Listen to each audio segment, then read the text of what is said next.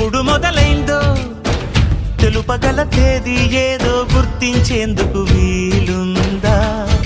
ప్రణయం ఎవరి హృదయంలో ఎప్పుడు ఉదయిస్తుందో గమనించే సమయం ఉంటుందా?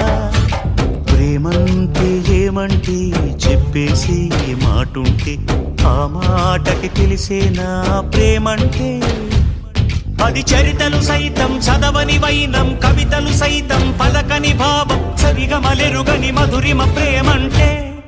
దరిదాటి ఉరకలు వేసే ఏ నదికైనా తెలిసిందా తనలో ఈ ఉరవడి పెంచిన తొలిచిన కేదంటే?